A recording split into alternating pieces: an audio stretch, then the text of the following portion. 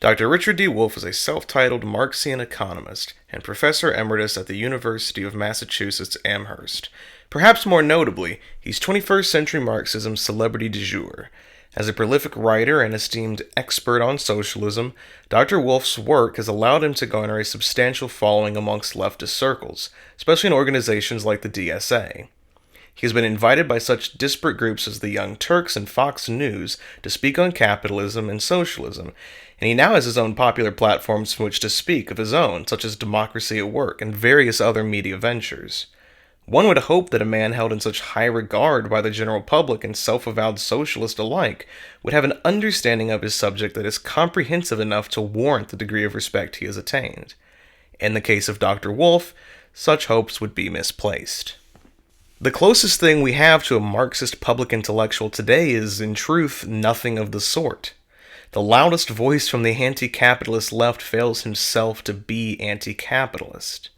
Many of those who recognize this seem to refrain from publicly critiquing Wolff on the grounds that, whatever his flaws, he represents a positive shift to the left in American politics.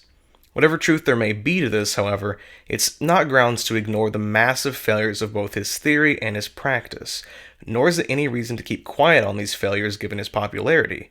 If public discourse truly is shifting to the left, why would we let someone who bastardizes our views go unchallenged? Wolff's prominence makes the task of pointing out his flaws more crucial. Calling Wolff a public intellectual is not an entirely correct designation. He's certainly public, and he is an intellectual, but the role he fills is distinct from that associated with the phrase public intellectual.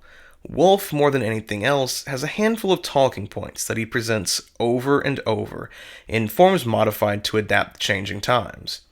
Much of Wolff's actual academic work is irrelevant from the perspective of the public, since he doesn't touch on it in public. He has spent much of his career discussing the experience of class influenced by the Althusian tradition, and yet this aspect of his career is completely unknown to his fan base. Wolff as a public persona pushes with a singular focus one particular message, and if so, it is this message that is worth critique. His message is that our present capitalist society is fundamentally and inherently flawed. He argues that there is no solution to the issues that we face today, other than complete and thorough change of economic system. Abstractly speaking, Wolff is not only right here, but commendable in his efforts to put this message front and center. The issues, however, appear in the details. Just what Wolff thinks our present system is and what an alternative might look like is not in line with the Marxist view, at least as Marx himself understood it. Wolff's proposed solution to capitalism is the proliferation of so-called workers' self-directed enterprises, or WSDEs. For all intents and purposes, these WSDEs are workers' cooperatives, an organization of production that has its origins in the early 19th century utopian socialism of figures like Charles Fourier and Robert Owen. In worker co-ops, the business is essentially owned collectively by the workers themselves. They, ideally, determine what to produce, how to produce it, and the price at which their product sells. As Wolff describes in his book Democracy at Work, in WSDEs, the surplus producing workers themselves would make the basic decisions about the production and distribution of goods. They would become, collectively and democratically, their own board of directors. Wolff envisioned such WSDEs as constituting the economic framework for a post-capitalist society. As the title suggests, such a society would be directly democratic at both the entrepreneurial and community level, with decisions about production being made in part by the community as a whole. Wolff believes that, quote, such a system would constitute a cure for capitalism, end quote. Moreover, he suggests that this proposal is in line and a continuation of the thought of Karl Marx. Such assertions from Wolff could not be more flagrantly false. An essential aspect of Marx's socioeconomic theory was his emphasis on the social mode of production. In analyzing capitalist societies and their economies, Marx's point of departure, as he states in the Grundrisse, is production by social individuals. Marx gives a unique formula for understanding the primacy of production in capitalist economies. Quote, production creates the objects which correspond to the given needs. Distribution divides them up according to social laws. Exchange further parcels out the already divided shares in accord with individual needs. And finally, in consumption, the product steps outside the social environment and becomes a direct object and servant of the individual need, and satisfies it in being consumed.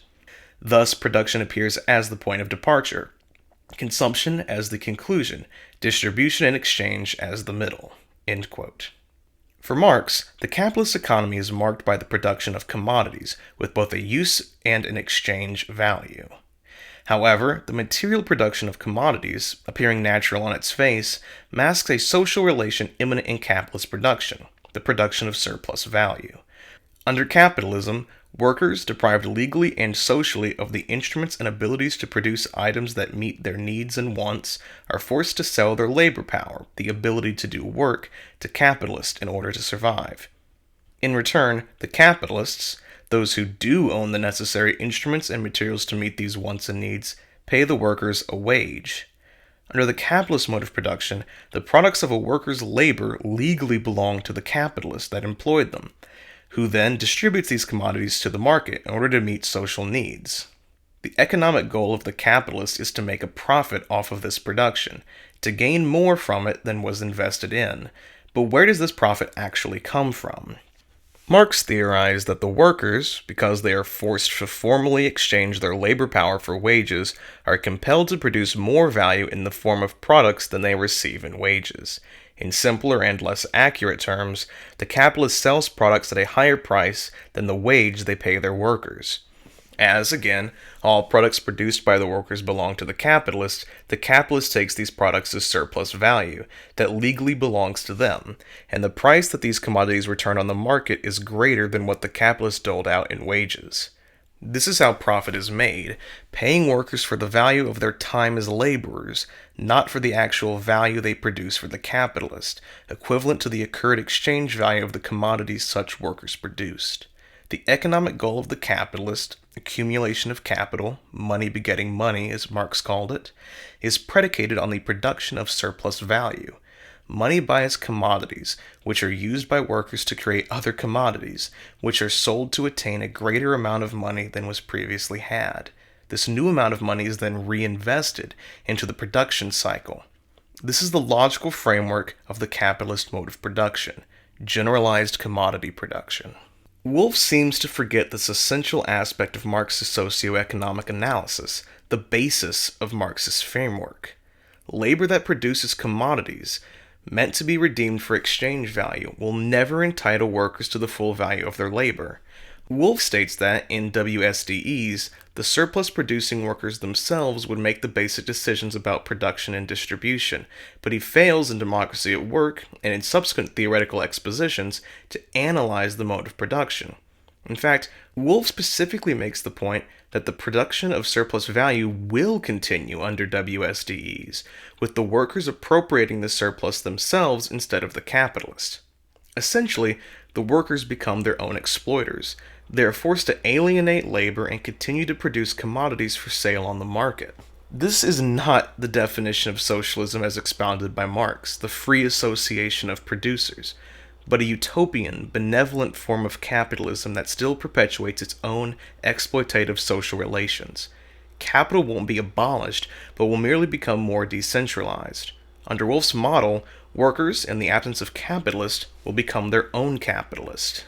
They will fulfill the functions of capitalists, the accumulation of capital, the purchase of labor power, and the distribution and exchange of commodities. Even if such a utopian project did not immediately disintegrate into the accumulation of capital by individuals, which is almost inevitable with the perpetuation of the law of value and surplus production, it would nonetheless sustain capitalism rather than abolish it. Wolff's utopian and wildly inaccurate portrayals of socialism betray a chronic problem in his theory, what Marx would call his vulgar economism, or the failure to understand the social relations underlying political economy. Wolff, in opposition to Marx, separates the distribution and exchange of commodities from their production. For Wolff, as long as commodities are appropriated by the workers themselves for sale, and as long as economic decisions are made democratically, although of course, in reality, these decisions would still be dictated by market demands, then capitalism will gradually be replaced by socialism, at least formally. But Wolff does not understand that the capitalist mode of production will be unaffected by organizing it along the lines of WSDEs. As in the former Soviet Union, the distribution of commodities to meet social need does not necessitate the abolition of capitalism. In fact, capitalism, though often inefficiently and indirectly through the market, already tends towards meeting the social needs of consumers. After all, as Wolff has stated himself, capital requires consumers in order to reproduce itself. Another of Wolff's major talking points is that capitalism is the cause to blame for virtually all of our modern-day ills, such as climate change, neocolonialism, and the return of fascism. There is some truth to this. All three of these calamities are wrapped up in economic conditions, such as the export of productive labor and the growing gap in income equality, a fact that Wolff likes to point out. However, Wolff often reduces these complex world historic processes to simply capitalism, as if every social phenomena is caused by the mode of production directly. In other words, Wolff is far too often an economic determinist. He sees social problems as being economic problems at their core. Wolff is a Marxian economist, after all, but even when he ventures out into social issues such as in bringing it all back home, class, gender, and power in the modern household, he shows a propensity to argue that these social issues are purely economic in nature. This runs contrary to Marx, who, while certainly focused on political economy for much of his life, was no economic determinist. In fact, Marx spent the last part of his life working on his ethnological notebooks, a series of manuscripts investigating non-Western cultures and non-capitalist societies, partly in order to study how differing economic systems come into being. Marx found that economic systems were just as determined by cultural and natural factors as they determine them. And this is held as a truism nowadays within the anthropological community. Wolff seems to forget, for example, the effect that migration to Europe and the United States has upon the development of far-right political movements in these places. True, many of these refugees are economic migrants, but just as many, if not more, are fleeing for political, religious, or existential reasons. Wolff likes to group these under the umbrella of capitalism, an uncritical analysis that lacks the nuanced and multifaceted dialectical method of Marx. Much of Wolff's work on climate change discusses how capitalists produce more supply of a product than is demanded, thus leading to a over-exploitation of resources and pollution. Even though Wolff frames it in terms that are essentially Keynesian, there is a grain of truth to this argument. As Marx notes in Capital, capitalism is prone to cycles of both overproduction and underproduction, precisely because of its indirectly social mode of production. Oftentimes, goods are produced and then cannot be distributed, or production fails and goods cannot be produced. As Marx saw back in 1867, however, capitalism has a tendency to return to equilibrium, and capitalism has grown ever more efficient at reproducing itself. In fact, it is this tendency of capital, the tendency to, quote, supersede all natural barriers, as Marx called it, that is truly harmful to the climate. Marx states in Capital that, quote, all progress in capitalist agriculture is a progress in the art, not only of robbing the worker, but of robbing the soil. All progress in increasing the fertility of the soil for a given time is progress towards ruining the more long-lasting sources of that fertility. Capitalist production, therefore, only develops the technique and the degree of combination of the social process of production by simultaneously undermining the original sources of all wealth, the soil and the worker. As we see with the ongoing fires in the Amazon created by farmers and the effects of industrial pollution on natural habitats across the world, capital has a tendency to aggressively exploit nature for short-term profit in order to reproduce itself, without regard for long-term effects and overexploitation that lead to greater investment in constant capital in the form of fertilizers and farm machinery, and a reduction in the rate of profit. But Wolff's incomplete analysis of capital cannot see this side of production, as he focuses almost exclusively on the distribution and appropriation of commodities, and ignores the social conditions of their production. These underlying theoretical misunderstandings and their essentials parallel those of the Stalinists, despite the different ways that they manifest themselves. This has allowed Wolff to make defenses of today's China and Stalin's Soviet Union, despite neither having anything to do with his proposed plan to replace capitalism with WSDEs. Wolff has dubbed what these nations practiced, quote, state-focused socialism, as blatantly a contradictory phrase as any. While they may not be his socialism, they are still, in his words, interpretations of socialism. This is correct, so long as we're exclusively referring to a confused, distorted socialism, one purely of Wolff's imagination. It's an understatement to say that Dr. Wolff is a figure that towers over the modern American left. Much of his popularity lies in his proximity to gradualist social democrats like Bernie Sanders and AOC, and the gradualist Democratic Socialist of America. After all, Wolff firmly states the belief that his utopia of a cooperative-based society can be achieved through the democratic parliamentary means that are available to us today. It is therefore not our purpose to criticize Wolff's theory on its own internal inconsistencies. Wolff is an adept apologist for the reformist left. I have, however, hoped to show that Wolff is not the Marxist that he claims to be, but a wolf in Marxist clothing. Wolff co-opts Marxist phraseology and history to conceal his reformist, anti-Marxist ideology that functions to preserve capital. We must go beyond Wolff. We must look towards those on the communist left, those who share the same philosophy of revolution as Marx. The choices facing humanity today are no longer socialism or barbarism, but socialism or extinction. We can't allow figures like Richard Wolff to continue to speak on our behalf. The stakes are simply far too high.